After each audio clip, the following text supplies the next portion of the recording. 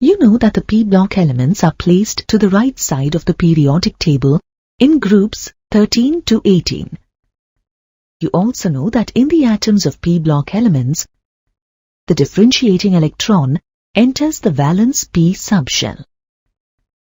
Thus, in these elements, the NP subshell is gradually filled. On account of this, the general valence shell electronic configuration of these elements is NS2, NP1 to 6. Note that the electronic configuration of helium is 1s2. Although helium does not have p orbitals, it is a p block element because it resembles that of other p block elements of the 18th group with respect to their properties. Most p block elements are non-metals, while the remaining are metals and metalloids. Thus, the presence of all the three types of elements in p block of the long form of periodic table bring diversification in chemical behavior of these elements. The study of these elements is an important area in chemistry, as these elements and their compounds have immense significance in industries and day-to-day life.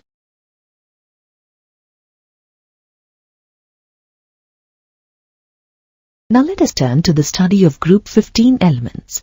Let's first discuss the occurrence of these elements. The elements in group 15 are nitrogen, phosphorus, arsenic, antimony, and bismuth. Nitrogen is the major constituent of the Earth's atmosphere and accounts for 78% of it by volume. It is the first member of this group and occurs in free state as a diatomic gas, N2. No other element of this group exists in free state. In combined state, it mainly occurs in the form of minerals such as Chile salt Petri and Indian salt Petri.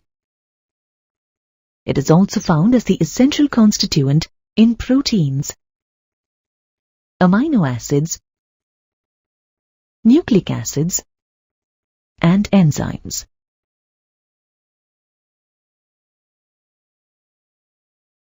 The next element in the group is phosphorus. It is the 11th most abundant element in the Earth's crust. Being a very reactive element, it does not occur in free state in nature. In combined state, it occurs in the form of minerals as phosphates. Chloropatite, fluorapatite, and hydroxyapatite are some examples of phosphates. These comprise the apatite family. Phosphorus is an essential constituent of plant and animal matter. Phosphate groups are among the important constituents of nucleic acids, that is, DNA and RNA. About 60% of bones and teeth are composed of phosphates. Phosphoproteins are present in egg yolk, bone marrow, and milk. The remaining elements of the group, that is arsenic, antimony, and bismuth, mainly occur as sulfides. For example, arsenopyrite, stibnite, and bismuth glands. Now let's look at the electronic configuration of group 15 elements. The differentiating electron in these elements enters the NP subshell. Hence, the valence shell electronic configuration of these elements is Ns2np3. So, it is evident that these elements have 5 electrons in their valence shell. The electronic configurations of these elements are listed in the table here.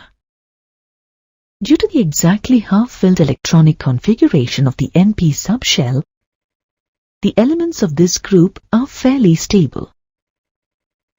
For example, dinitrogen is an inert gas under normal conditions. Now, let's look at the trends of some atomic properties of group 15 elements, such as atomic and ionic radii, ionization enthalpy, and electronegativity. A comparison of these two tables shows that as we move down the group, the atomic radii, covalent radii, and ionic radii increase due to the addition of a new principal energy level in each successive element. There is a considerable increase in the covalent radius from nitrogen to phosphorus. This is due to the effective shielding of the s and p electrons present in the penultimate shell of phosphorus. However, from arsenic to bismuth, there is only a small increase in the covalent radius due to the poor shielding effect of the d electrons of the penultimate shell in arsenic and antimony, and the poor shielding effect of the f electrons of the antipenultimate shell in bismuth. As a consequence, the effective nuclear charge increases, which leads to a small increase in the covalent radius from arsenic to bismuth. Now let's look at ionization enthalpy.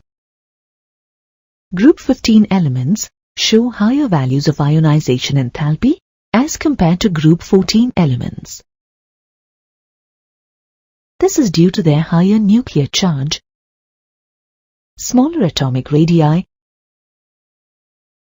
and stable half-filled electronic configurations. However, as we move down the group, the value of ionization enthalpy decreases. This is due to the gradual increase in the atomic size, which reduces the force of attraction between the valence electrons and the nucleus.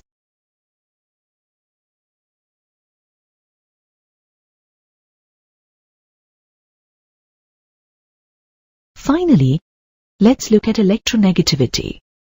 You know that electronegativity is the tendency of an atom to attract a shared pair of electrons more towards itself. The values of electronegativity of these elements are listed in the table here. As you can see from the table,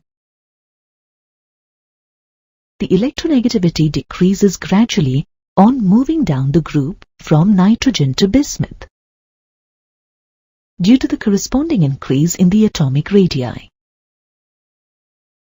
Note that after fluorine and oxygen, nitrogen has the highest electronegativity.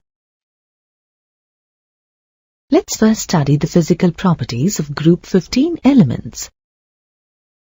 Physical properties include physical state, metallic character, melting and boiling points, density, and allotropy.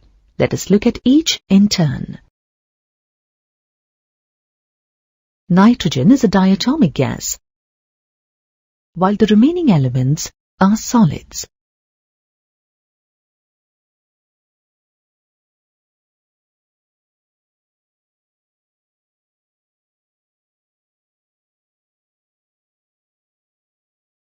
You know that as you move down a group, metallic character increases.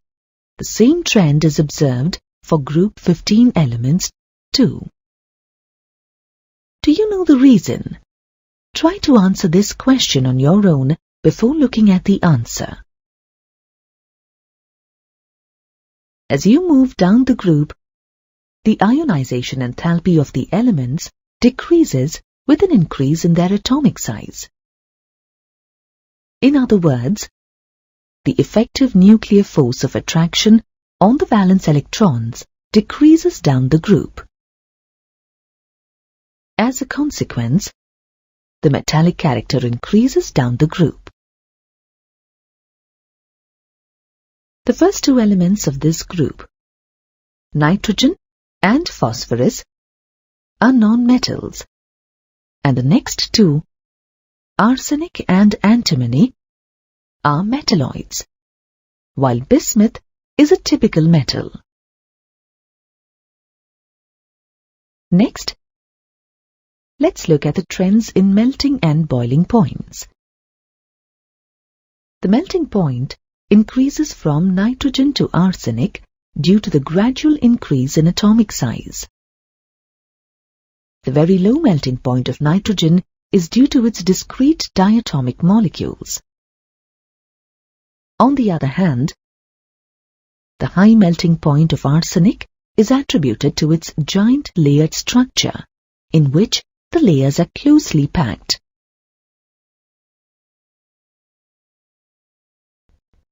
However, although the atomic size increases from arsenic to antimony, there is a decrease in their melting points.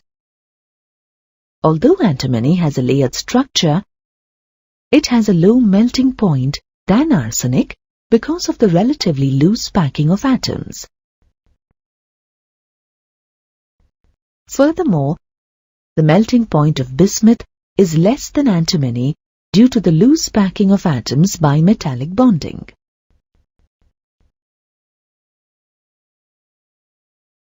On the other hand, the boiling point gradually increases from nitrogen to antimony, as shown in the table here. Next, let's look at the trend in the density of group 15 elements. The density of these elements increases regularly from nitrogen to bismuth. Finally, let's look at allotropy. All the elements in group 15, except for bismuth, show allotropy. Nitrogen exists in two allotropic forms, that is, alpha nitrogen and beta nitrogen. Phosphorus exists in many allotropic forms. Of these, the two important allotropic forms are white phosphorus and red phosphorus. Arsenic exists in three important allotropic forms: yellow, grey, and black. Antimony also has three important allotropic forms, namely yellow, explosive, and metallic.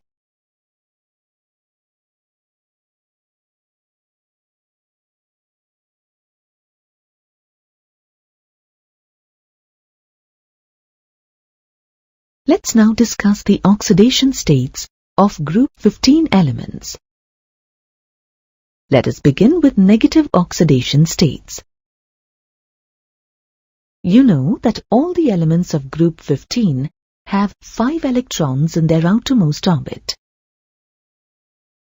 Hence, they need only 3 electrons to complete their octet and attain noble gas configuration.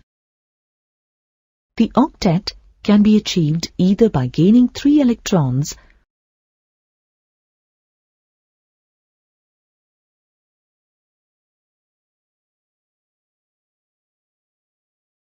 or by sharing 3 electrons by means of covalent bonds. As a result, the common negative oxidation state of these elements is -3. However, as we move down the group, the tendency to exhibit -3 oxidation state decreases. This is due to the increase in atomic size and metallic character.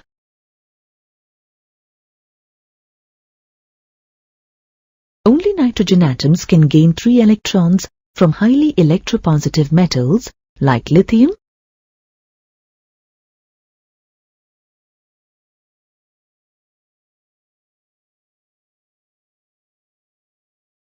and magnesium to form ionic nitrides.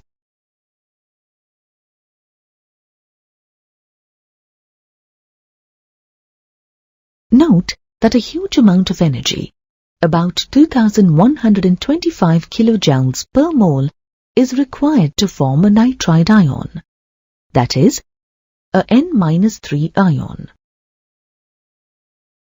In spite of the huge amount of energy required, electron gain takes place in nitrogen because it is the smallest and the most electronegative atom. In other words, the nitrides formed are stable because the 3 electrons gained by the nitrogen atom are much closer to the nucleus.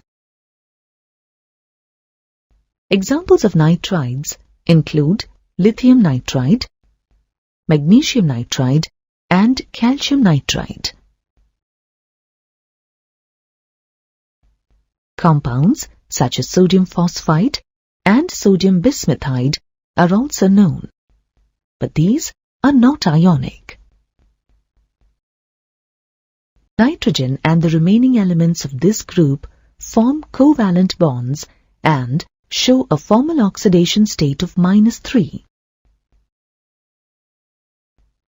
For example, calcium phosphide and hydrides such as ammonia, phosphine and arsine.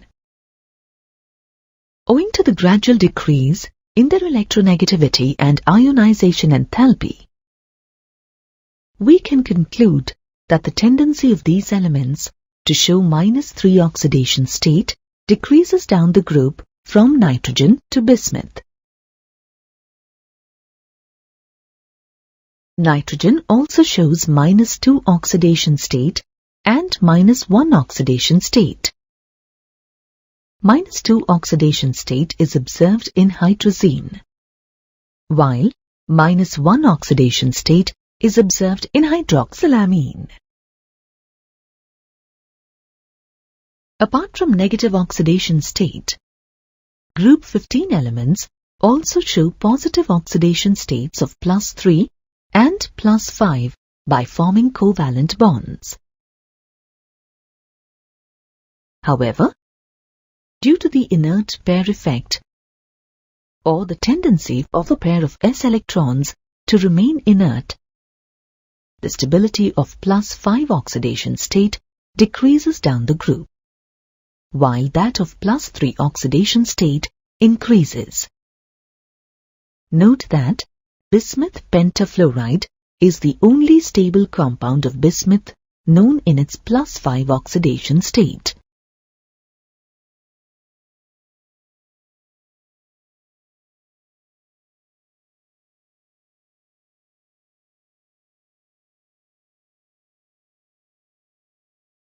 You know that nitrogen is an element of the second period. Therefore, it has only s and p orbitals, but no d orbitals in its valence shell.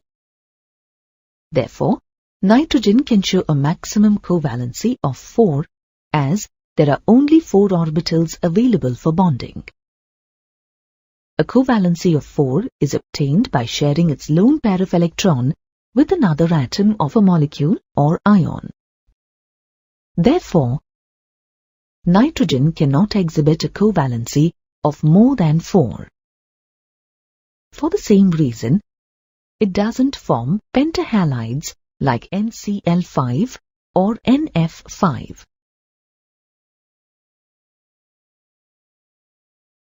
However, phosphorus and the remaining elements can exhibit a covalency of 5 and a maximum covalency, also called expanded covalency, of 6. This is possible because of the presence of vacant d orbitals in the valence shell. The compounds of phosphorus and the remaining elements that show a covalency of 5 and 6 are listed in the table here. All the compounds of group 15 elements, which exhibit a +5 oxidation state, are covalent. However, in case of +3 oxidation state, both ionic and covalent compounds are formed. For example, bismuth trifluoride and antimony trifluoride are examples of ionic compounds. Similarly, nitrogen trichloride, phosphorus trichloride, and arsenic trichloride are examples of covalent compounds. In other words, the ionic character increases from nitrogen to bismuth due to the increase in the metallic character of group 15 elements. We can thus conclude that in group 15 elements, the covalent character decreases from nitrogen to bismuth. Talking again about nitrogen, because of its smaller size, high electronegativity and strong tendency to form p-pi multiple bonds, it exhibits various oxidation states from -3 to +5. Let us look at the wide range of oxidation states of nitrogen in its compounds. Nitrogen has an oxidation state of -3 in ammonia, -2 in hydrazine, -1 in hydroxylamine, 0 in dinitrogen, +1 in nitrous oxide, +2 in nitric oxide, +3 in nitrogen trioxide, +4 in nitrogen tetroxide, and +5 in nitrogen pentoxide. In case of nitrogen, all oxidation states from +1 to +4 tend to disproportionate in acid solution. You know that a reaction in which the same element undergoes both oxidation and reduction is called disproportionation. For example, nitrous acid tends to disproportionate into nitric oxide and nitric acid, as shown in the equation here. Similarly, in case of phosphorus, nearly all intermediate oxidation states disproportionate into +5 and -3, both in alkali and acid.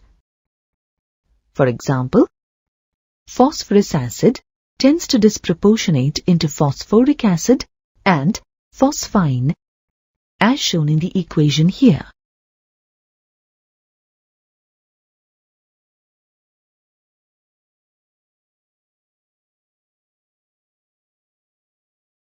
You know that generally, the first element of any group differs from the rest of the elements with respect to their properties. The same anomaly is reflected in group 15 elements. The first element in the group, nitrogen, differs from the rest of the elements in its properties. The unique properties of nitrogen are attributed to its small atomic size, high electronegativity or high ionization enthalpy, the non-availability of d orbitals, and the propensity to form multiple bonds. Only nitrogen can form nitride ions by gaining electrons due to its small size and high electronegativity. For example, lithium nitride and magnesium nitride. Nitrogen, being smaller in size, can effectively form p-pi bonds with other atoms of itself and atoms of other elements with a small size and high electronegativity, such as oxygen and carbon. The other elements do not form p-pi bonds because of their relatively larger size. In other words, the p orbitals of these elements are larger in size and, therefore, sideways overlapping will not be effective.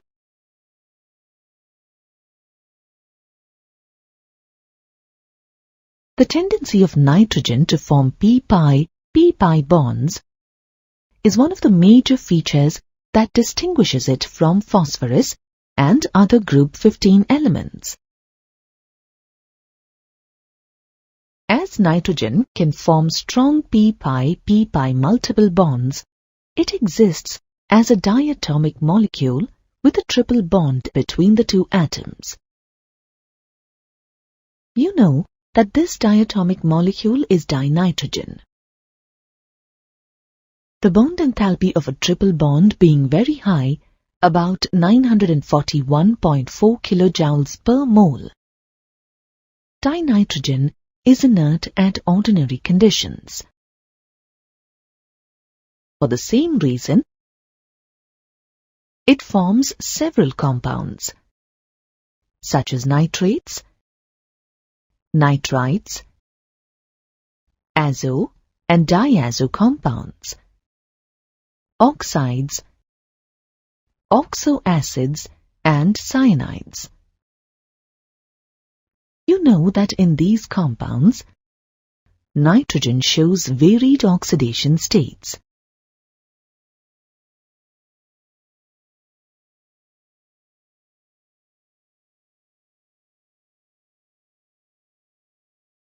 On the other hand, the other elements in the group, such as phosphorus,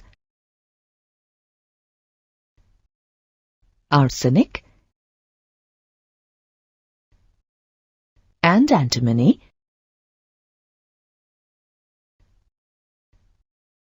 exist as tetraatomic molecules, as represented here. In all these molecules, only single bonds are present between the atoms. Note that bismuth forms metallic bonds in its elemental state.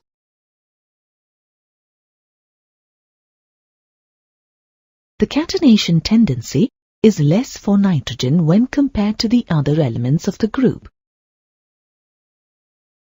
This is because the single bond between nitrogen atoms is much weaker owing to the higher interelectronic repulsions between the lone pair of electrons present on the nitrogen atoms. The high interelectronic repulsions in dinitrogen are attributed to its smaller bond length or small size of nitrogen atoms. The maximum length of the chain observed for nitrogen is 3 in azide ion. Nitrogen doesn't form d-pi, p-pi bonds due to the absence of d orbitals. By contrast, heavier elements like phosphorus can form d-pi, p-pi bonds as seen in phosphorus oxochloride and triethyl phosphate as shown here.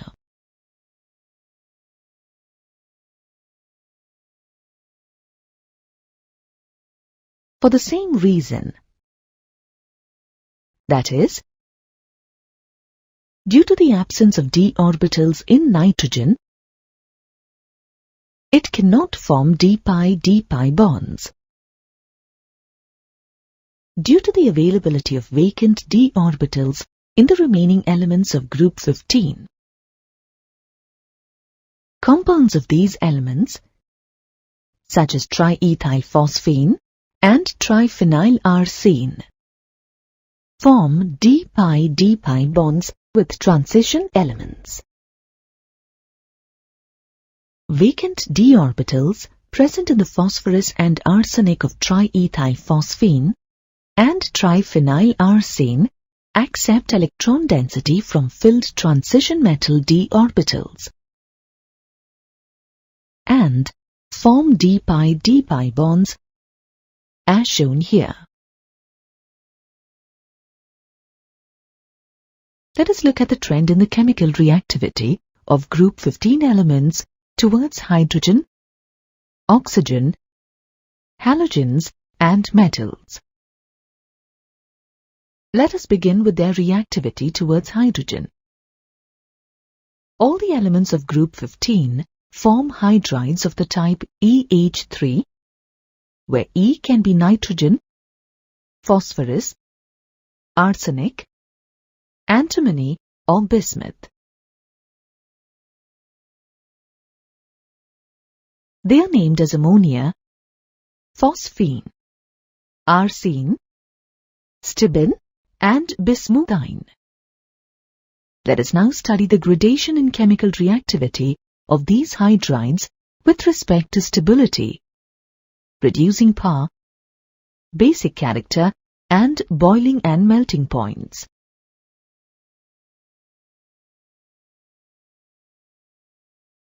The table here shows that the bond dissociation enthalpy of hydrides decreases on descending the group, which further indicates that the stability of hydrides decreases from ammonia to bismuthine.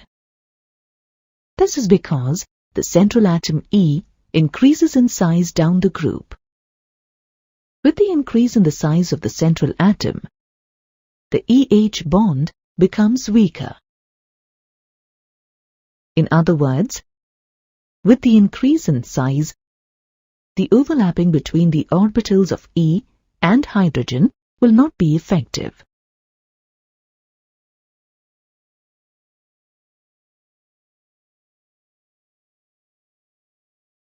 This accounts for the decrease in the stability of hydrides as we move down the group.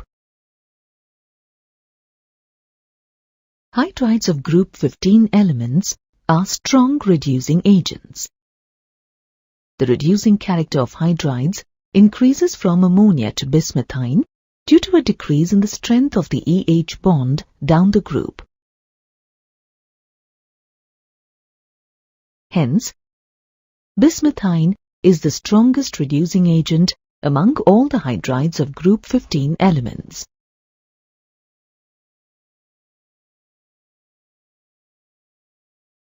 These hydrides are basic in nature. They act as Lewis bases due to the availability of a lone pair of electrons on the central atom. However, their basic character decreases down the group with an increase in the size of the central atom. With the increase in size, the lone pair of electrons gets dispersed over a large area of the central atom. Thus, the tendency to donate the lone pair of electrons gradually decreases. The decreasing order of the basic nature of hydrides is represented here. It is apparent that ammonia is the strongest base of all hydrides.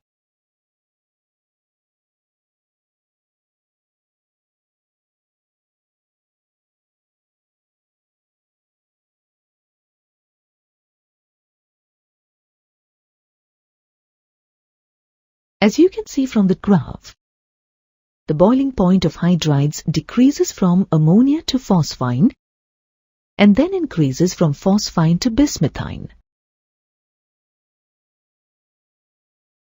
Note that there is a sharp decrease in the boiling point as we move from ammonia to phosphine. How do you account for this? It is because of the presence of intermolecular hydrogen bonding in case of ammonia. In other words, as ammonia molecules are associated through hydrogen bonding in liquid state, it has a higher boiling point than phosphine. Further, as we move down the group from phosphine to bismuthine, the increase in boiling point is attributed to the increase in their molecular weights.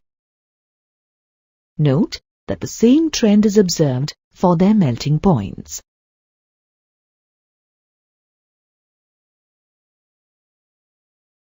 Next, Let's take a look at reactivity towards oxygen. Group 15 elements form two types of oxides, that is, E2O3 and E2O5. You know that nitrogen shows a strong tendency to form p-pi bonds with oxygen. As a consequence, nitrogen forms a wide range of oxides. Nitrogen forms 5 stable oxides, as shown here, exhibiting oxidation states ranging from +1 to +5, while the other elements form oxides only in +3 and +5 oxidation states. Bismuth can't form oxides in +5 oxidation state because of the inert pair effect.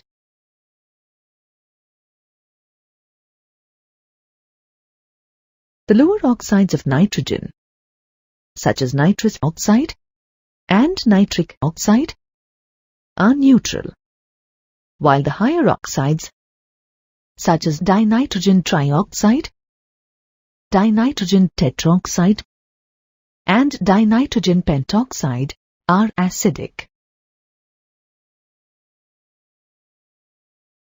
Oxides in the higher oxidation state of an element are more acidic than that of the lower oxidation state. Hence, the acidic strength of oxides of nitrogen increases from dinitrogen trioxide to dinitrogen pentoxide. As we move down the group, the acidic character decreases. In other words, the basic character of oxides increases on moving down the group. The oxides of nitrogen and phosphorus of type E2O3 and E2O5 are acidic, whereas the oxides of the type E2O3 of arsenic and antimony are amphoteric, and those of bismuth are wholly basic.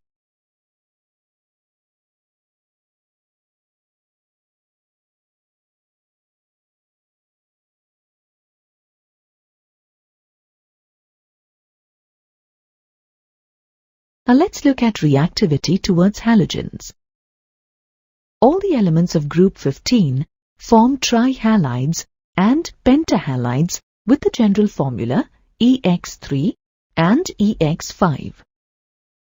Here, E may be nitrogen, phosphorus, arsenic, antimony or bismuth, while X may be fluorine, chlorine, bromine or iodine.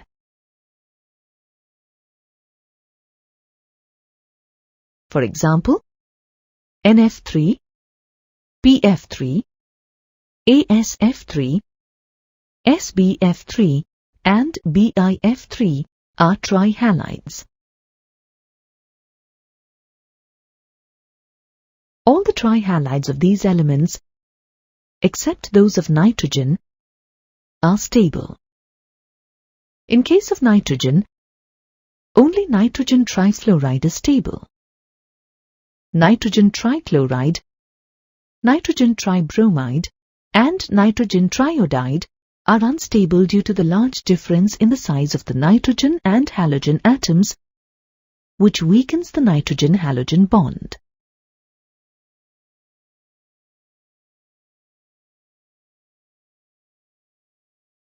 Phosphorus, arsenic, and antimony form pentahalides due to the presence of vacant d orbitals in their valence shells. Nitrogen does not form pentahalides due to the absence of a d orbital in its valence shell. Pentahalides are more covalent than the corresponding trihalides. Moreover, the covalent character of halides decreases from nitrogen to bismuth. Note that bismuth trifluoride is not a covalent compound.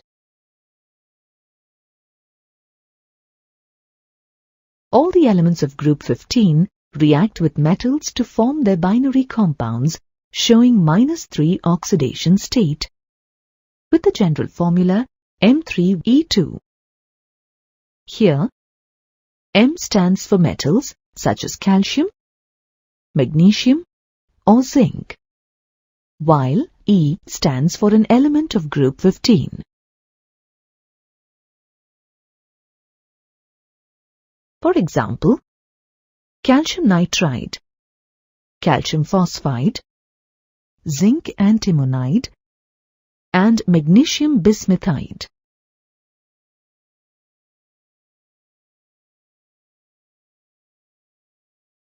You already know that dinitrogen is abundantly available in the Earth's atmosphere and accounts for 78% by volume of it.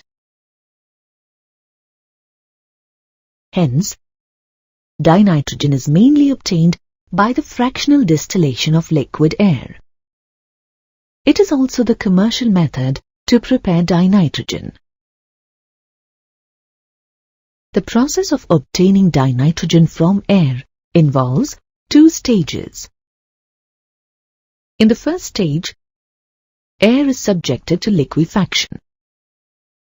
During liquefaction, a high pressure of 100 to 200 atmospheres is applied over dry air, followed by expansion through a fine jet. This process is repeated several times to obtain liquid air. In the second stage, the liquid air is subjected to fractional distillation. As dinitrogen has a lower boiling point, 77.2 Kelvin, than liquid oxygen, 90 Kelvin, it distills off first, leaving behind liquid oxygen. Thus, in this stage, dinitrogen is isolated from liquid air. In the laboratory, dinitrogen is generally prepared by gently heating equimolar aqueous solutions of ammonium chloride and sodium nitrite. Ammonium chloride and sodium nitrite react to form ammonium nitrite, initially as shown in the equation here. The ammonium nitrite so formed immediately undergoes decomposition to liberate dinitrogen gas.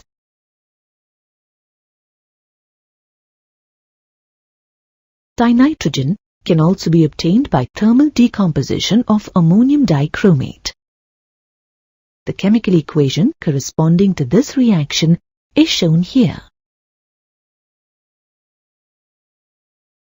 Sodium azide or barium azide, when heated carefully to about 573 Kelvin, undergoes thermal decomposition to produce dinitrogen. The dinitrogen so produced is very pure. Have you ever heard this? Thermal decomposition of sodium azide, which generates dinitrogen, is used to inflate or fill airbags used as safety devices in some cars. Let us now look at some important physical properties of dinitrogen. Dinitrogen is a colorless, odorless, and tasteless non-toxic gas. Its vapor density is 14. Hence, it is slightly lighter than air. It can be condensed to a colorless liquid that boils at 77.2 Kelvin and can be solidified under high pressure to a white snow-like mass that melts at 63 Kelvin. It is diamagnetic in nature. It is slightly soluble in water.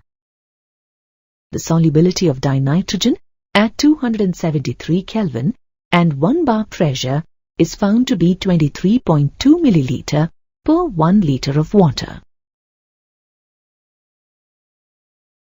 It is important for us to study the reactivity of dinitrogen, as many of its applications are attributed to its reactivity.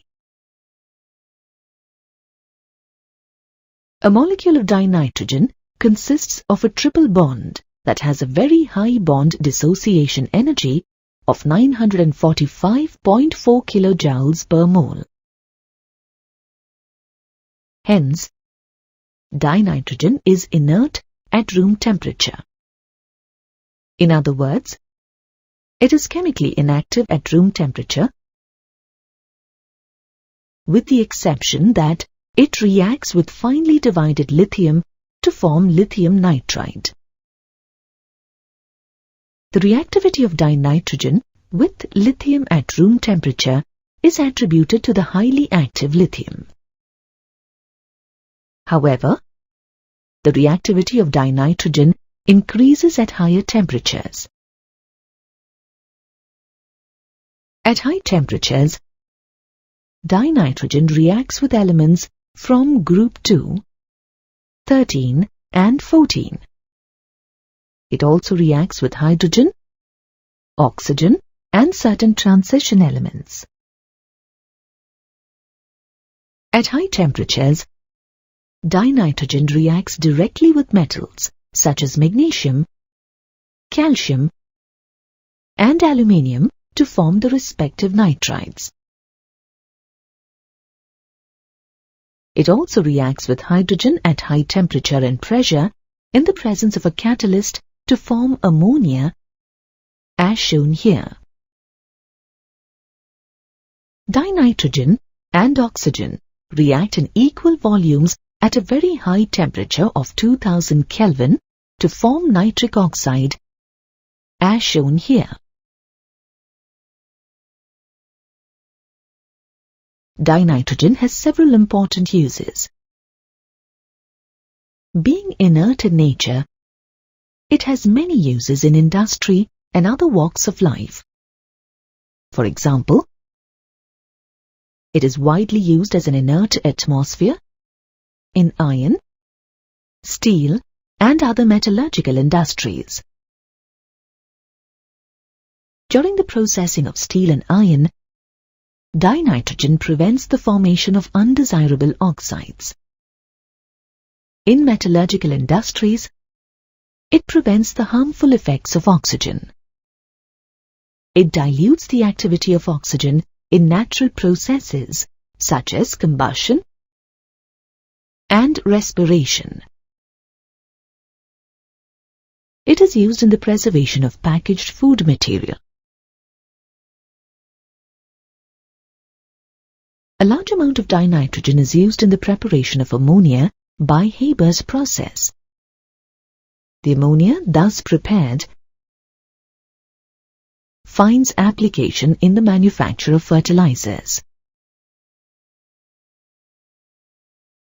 Dinitrogen is also used in the preparation of nitrolim, a mixture of calcium cyanamide and graphite, which is an important fertilizer. Liquid dinitrogen is used as a refrigerant to preserve biological material.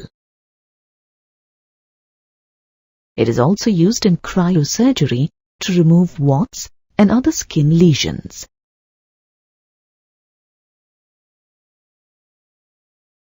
Let us first look at various methods to prepare ammonia. Ammonia is found in traces in the atmosphere. The bacterial degradation of nitrogenous organic matter of plants and animals forms ammonia. The equation corresponding to the formation of ammonia from the decay of urea is shown here.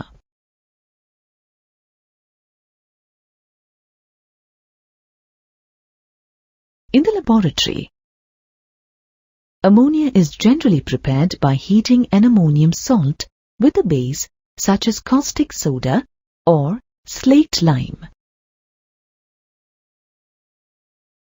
Ammonium chloride, when heated with lime or caustic soda, evolves ammonia gas. the gas evolved is dried over quicklime. The dry ammonia gas is then collected by downward displacement of air.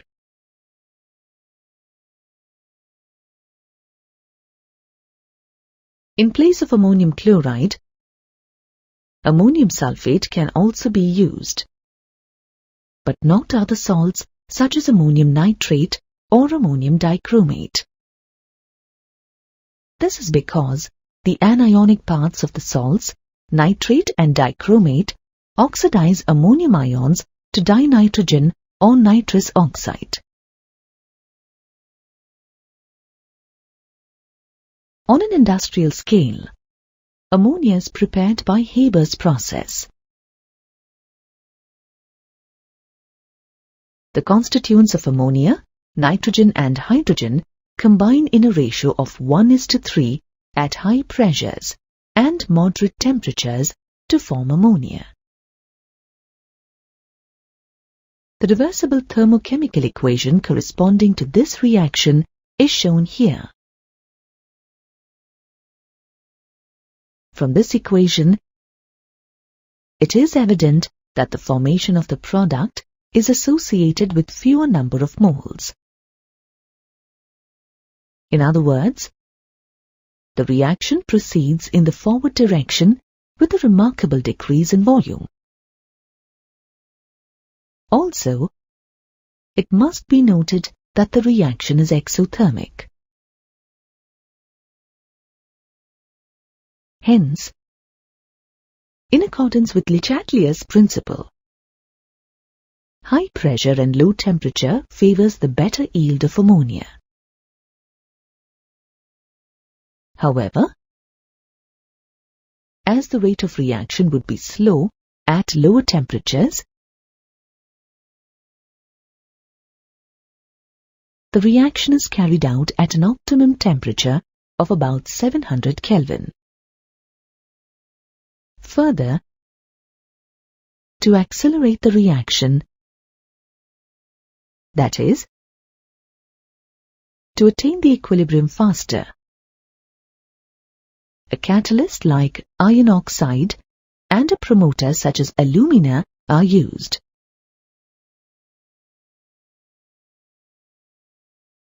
Thus, a high pressure of 200 to 300 atmospheres, an optimum temperature about 700 Kelvin, and the catalyst iron oxide along with the promoter alumina are used to obtain better yields of ammonia.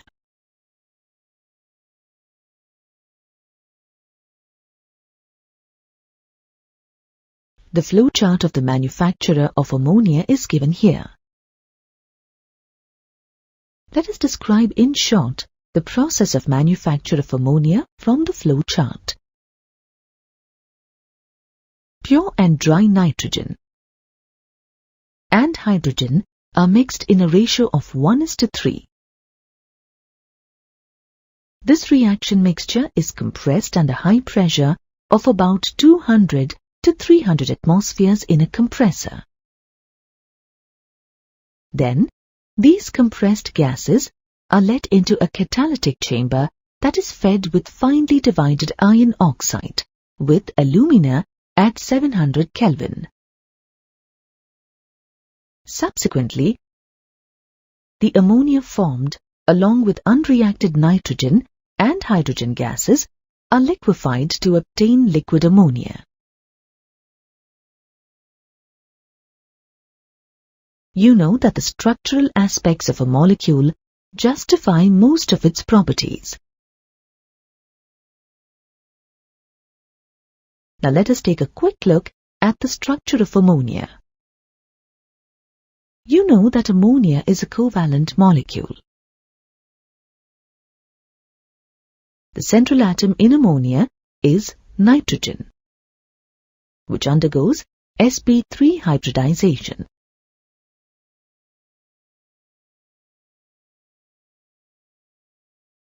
Among the 4 electron pairs present in the 4 sp3 hybrid orbitals, one is a lone pair. on account of the presence of one lone pair, the geometry of the molecule is not regular but distorted. Thus, the molecule acquires trigonal pyramidal shape. As a consequence, the bond angle is also less than expected, that is, 107.8 degrees. Now let us turn to some important properties of ammonia. Ammonia is a colorless gas with a pungent smell. It boils at 239.7 Kelvin and freezes at 198.4 Kelvin. You know that ammonia is associated with hydrogen bonding in both its liquid state and solid state. Hence, this factor accounts for the high boiling point and high melting point, that what is expected from its molecular mass.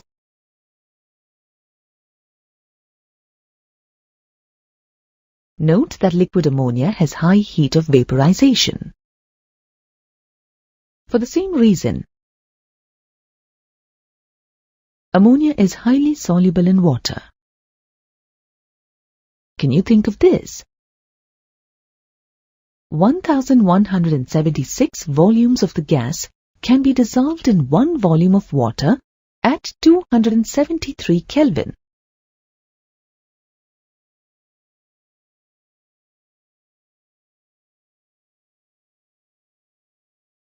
The aqueous solution of ammonia is alkaline because it produces hydroxyl ions.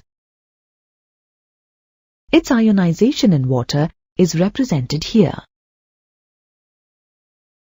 However, the dissociation constant of ammonia Kb being very small, it is a weak base. You know that ammonia acts as a Lewis base as it has a tendency to donate its lone pair of electrons to a proton or other electron-deficient molecules. Owing to its basic character, it combines with acids to form ammonium salts. For example, when passed through a solution of hydrochloric acid, it forms ammonium chloride. An aqueous solution of ammonia precipitates hydroxides of metals from their aqueous salt solutions, such as ferric chloride and zinc sulfate, as shown here in equations 1 and 2.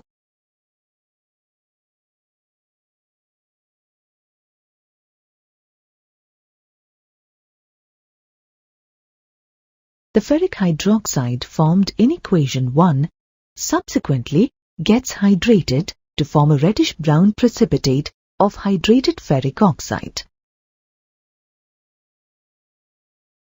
Talking once again about its tendency to act as a Lewis base, it forms complex compounds with transition metal ions such as copper, silver, and cadmium. An aqueous solution of ammonia combines with copper sulfate solution to form a deep blue color. The deep blue color is due to the formation of tetraamine complex. Similarly, the formation of a colorless diamine complex of silver ion is shown here.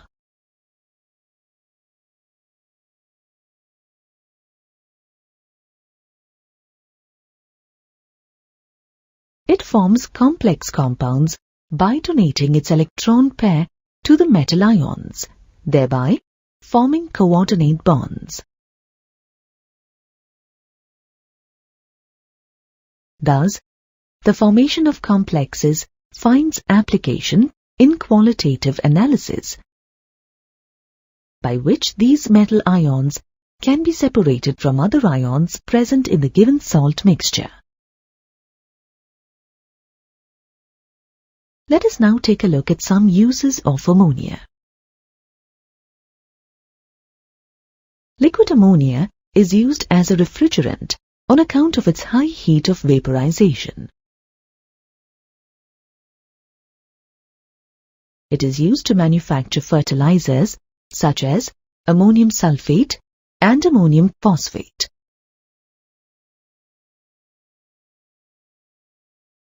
It is also used in the manufacture of certain industrially important chemicals such as nitric acid, baking soda, and washing soda.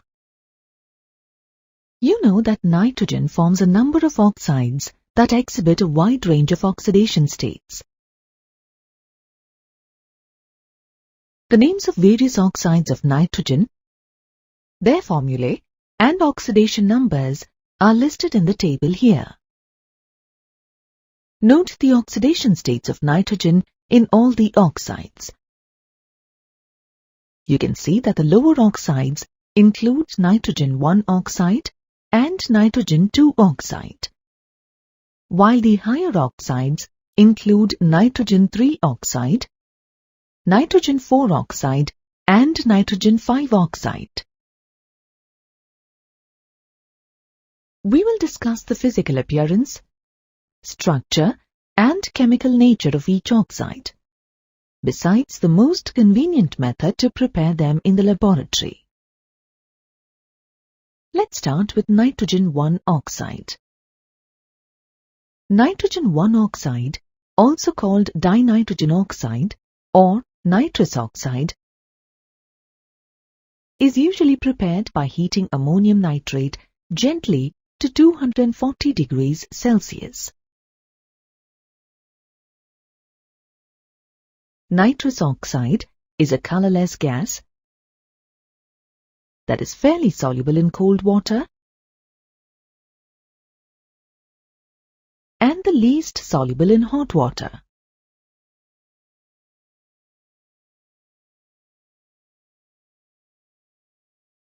Nitrous oxide is called laughing gas.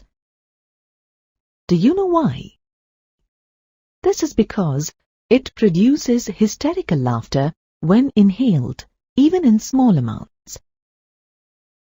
Talking about its chemical nature, nitrous oxide is a neutral oxide. Nitrous oxide is a linear molecule that is a resonance hybrid of the two forms shown here. The bond lengths in the molecule are 113 picometers and 119 picometers. Nitrogen 2 oxide, also called nitrogen monoxide or nitric oxide, is prepared by the reduction of nitrite salt with ferrous sulfate.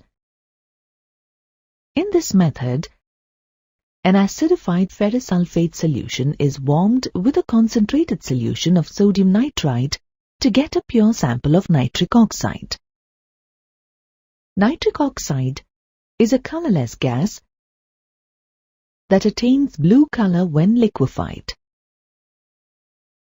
It is sparingly soluble in water.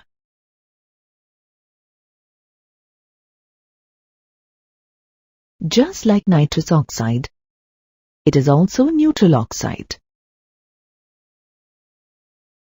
Note the structure of nitric oxide, which is a resonance hybrid of the two forms represented here. The bond length is 115 picometers, which is intermediate between double bond and triple bond. From the structure, it is evident that nitric oxide is paramagnetic in nature due to the presence of an unpaired electron. Nitrogen 3 oxide, also referred to as dinitrogen trioxide or nitrogen sesquioxide, is obtained as a blue liquid when a mixture of nitric oxide and nitrogen dioxide or dinitrogen tetraoxide is cooled to below -20 degrees Celsius. You can see from the equation that dinitrogen trioxide is anhydride of nitrous acid.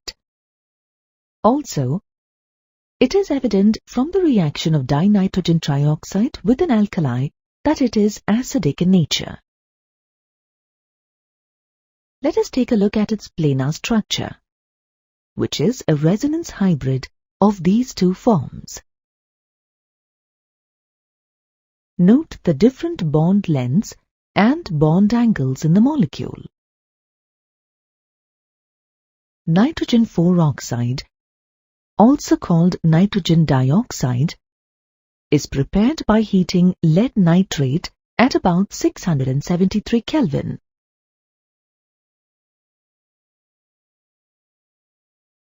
Nitrogen dioxide is a brown gas that is a mixed anhydride of nitrous acid and nitric acid. It neutralizes alkalis to form nitrites and nitrates. Hence, it is an acidic oxide. Examine the resonance structures of nitrogen dioxide. The molecule exists as a resonance hybrid of these structures. The molecule is angular in shape with a bond angle of 134 degrees and bond length of 120 picometers. Note the unpaired electron in the resonance structures of nitrogen dioxide, due to which it behaves as a paramagnetic substance. It is because of this reason that it attains a tendency to dimerize to a colorless dinitrogen tetroxide molecule that has an even number of electrons. At low temperatures, nitrogen dioxide associates to solid dinitrogen tetroxide. Take a look at the planar structure of dinitrogen tetroxide and make a note of the bond angles and the bond lengths in the molecule. These two oxides exist in equilibrium in a wide range of temperature, from -11.2 degrees Celsius to about 100 degrees Celsius. Below -11.2 degrees Celsius, only solid, colorless dinitrogen tetroxide exists, while above 140 degrees Celsius, only gaseous brown nitrogen dioxide exists. Nitrogen 5 oxide is also called dinitrogen pentoxide. It is prepared by the dehydration of nitric acid with phosphorus pentoxide. It is a colorless crystalline deliquescent solid that readily dissolves in water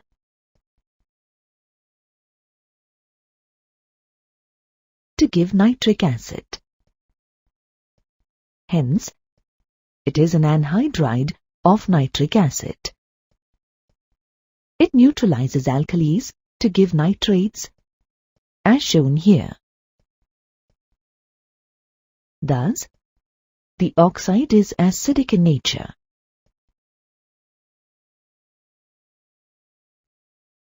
Here is the symmetrical resonance hybrid of these two structures. It is a planar molecule with two different bond angles and bond lengths as shown here. This symmetrical planar structure is observed only in its vapor state, which otherwise is ionic in the solid state. The ionic solid is referred to as nitronium nitrate. From the structure, try to answer this question on your own before looking at the solution.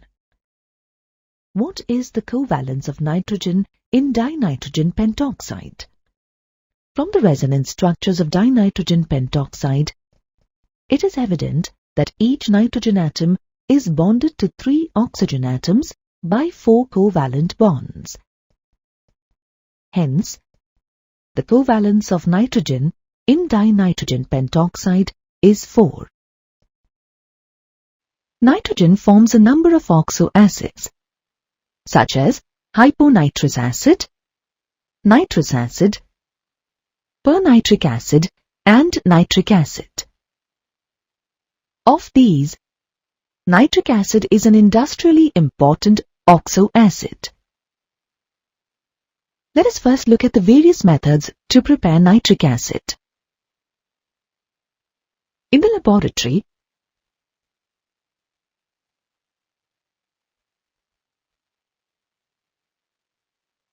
nitric acid is prepared by heating potassium nitrate or sodium nitrate with concentrated sulfuric acid in a retort. The vapors obtained are condensed in a water-cooled receiver. On a commercial scale, it is prepared by Ostwald's process. The first step in this process is the catalytic oxidation of ammonia into nitric oxide. The nitric oxide is then oxidized to nitrogen dioxide, from which nitric acid is formed. Let us take a quick look at the process. First, a mixture of dry ammonia and air is passed through a catalytic chamber that is fed with preheated platinum gauze. The platinum gauze is preheated electrically to about 1155 Kelvin. It is a colorless liquid that boils at 84.1 degrees Celsius and freezes to a white solid at -41.55 degrees Celsius. Note that the specific gravity of laboratory-grade nitric acid, containing 68% by mass, is 1.504. In the laboratory, the nitric acid stored in bottles is usually yellow in color. Do you know why? Try to answer the question on your own before looking at the answer. Nitric acid undergoes photochemical dissociation to produce brown nitrogen dioxide gas. The brown nitrogen dioxide dissolves in the colorless nitric acid, turning it yellow. An aqueous solution of nitric acid undergoes ionization to produce hydronium ions and nitrate ions. On account of its ability to dissociate almost 100% to produce hydronium ions, it is considered a strong acid. On the other hand, the nitrate ions lend the acid solution its oxidizing property. Moreover, hot and concentrated nitric acid acts as a powerful oxidizing agent. You know that metals such as copper and zinc are insoluble in hydrochloric acid. However, these metals dissolve in nitric acid.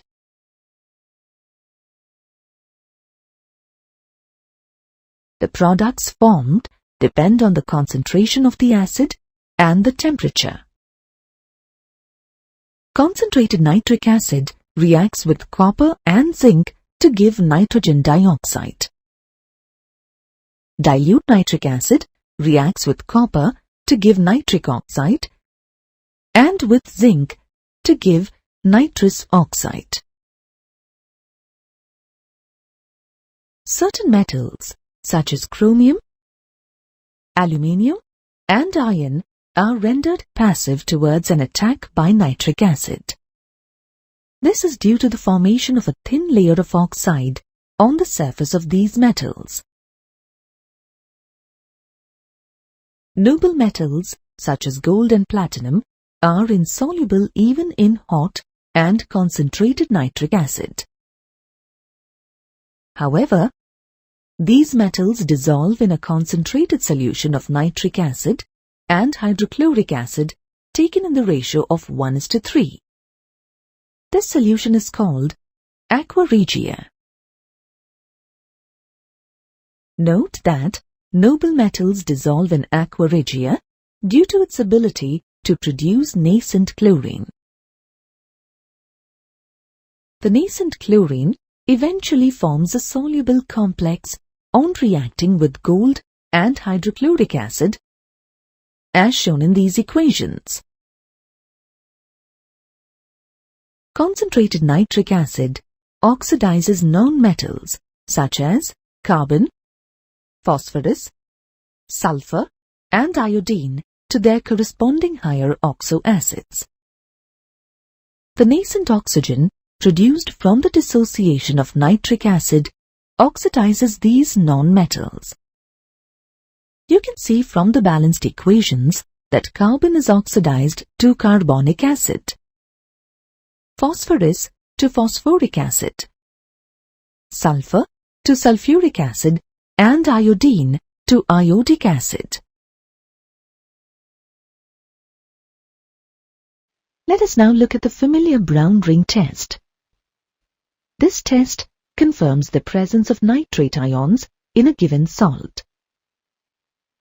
Freshly prepared dilute ferrous sulfate is added to the aqueous solution of a nitrate.